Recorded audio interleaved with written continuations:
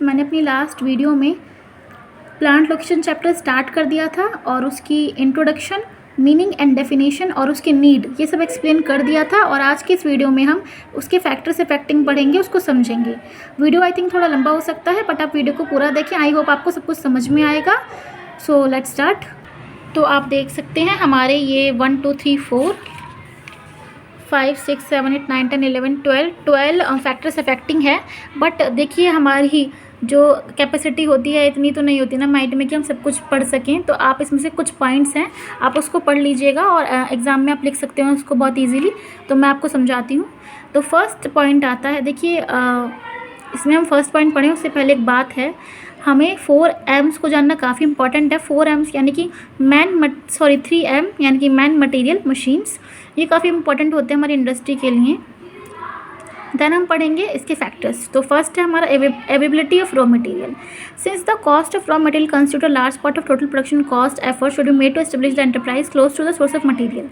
अब देखिए इसमें बात की गई है कि सिंस जो रॉ मटेरियल का जो कॉस्ट होता है, ऑब्वियसली यार जब हम रॉ मटेरियल हम एक चीज़ तो हम प्रोड्यूस नहीं कर रहे, सिंगल प्रोडक्ट हम प्रोड्यूस नहीं कर रहे, हम बहुत सारा जो है प्रोड्यूस कर रहे हैं, बहुत सारा मटेरियल तो हमें चाहिए होगा उस चीज़ के लिए, प्रोडक्शन के लिए। तो वो लार्ज पार्ट कंस्टिट्यूट करेगा और एफर्ट्स भी बहुत ज़्यादा लगेंगे। जब हमें सामान बहुत ज़्यादा बनाना है, रॉ मटेरियल बहुत ज़्यादा है, तो हमारे एफर्ट्स भी बहुत लगेंगे। तो ये जो एफर्ट्स होते हैं और जो रॉ मटेरियल का जो कॉस्ट होता है, ये काफ़ी क्लोज होता है किसी भी एंटरप्राइज़ की मटेरियल के लिए।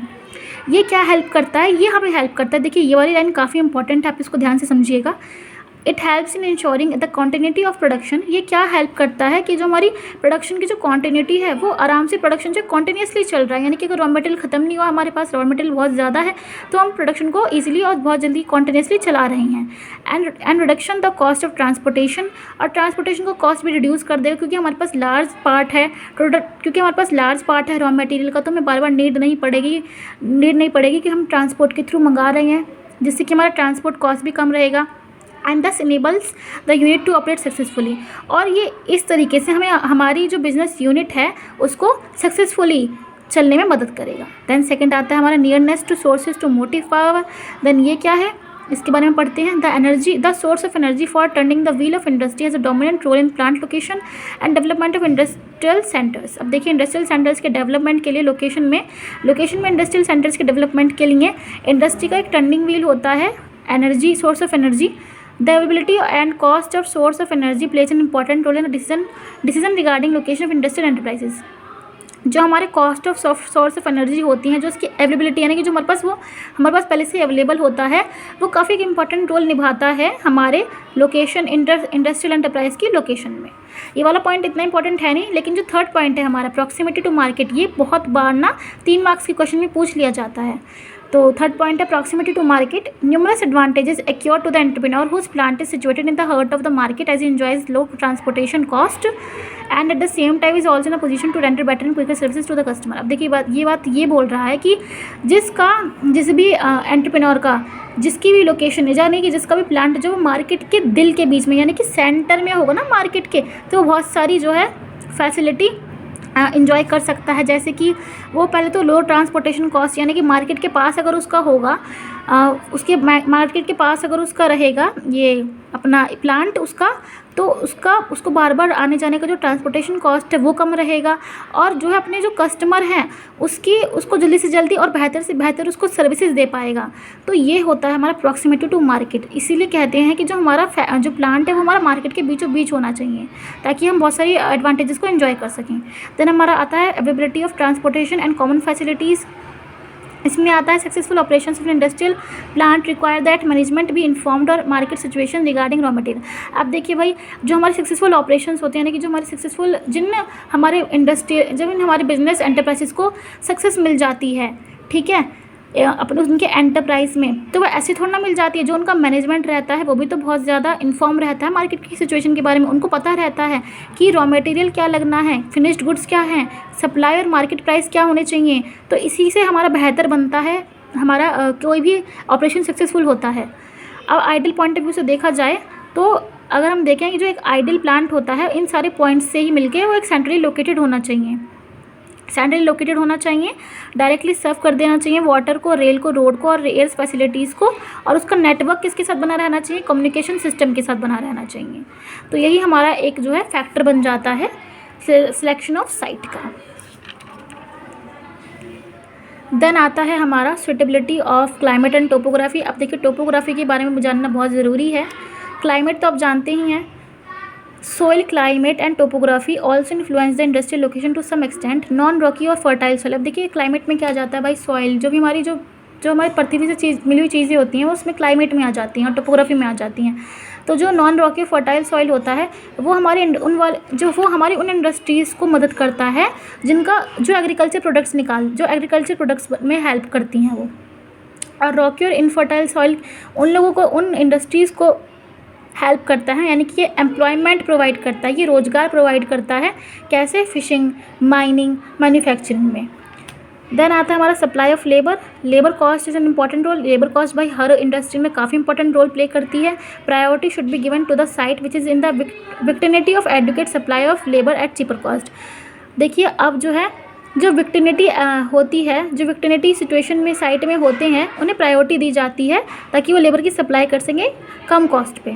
देन आता है prevailing wage rate and productivity. Entrepreneur on seeing statistics show that one state or region has lower average wage rate than their own, try to move to that lower wage region. तो देखिए जो entrepreneurs होते हैं जब वो statics क्या होती है, जिसमें हम स्टैटिकल मेथड्स यूज़ करते हैं, स्टैटिक्स टेक्निक यूज़ करते हैं जो हमें एवरेज बताती है किसी भी चीज़ का, यानी कि औसत बताती है। That one state or region has lower average. जब एंटरप्रेन्योर ये देख लेते हैं ना कि किसी एक स्टेट या फिर किसी एक रीजन में जो है एवरेज वेज लोअर है, यानी कि कम है वेज रेट, तो वो है देन देयर उनके खुद के मतलब वो कंपेयर करते हैं कि हमारा कितना है एवरेज वेज रेट और उनका कितना है, तो वो मूव यानी कि वो वहाँ से चले जाते हैं लोअर वेज रीजन को। तो ये हो जाता है हमारा एक फैक्टर। देन आता है हमारा एग्जिस्टेंस ऑफ सप्लीमेंट्री और कॉम्प्लीमेंट्री इंडस्ट्रीज़।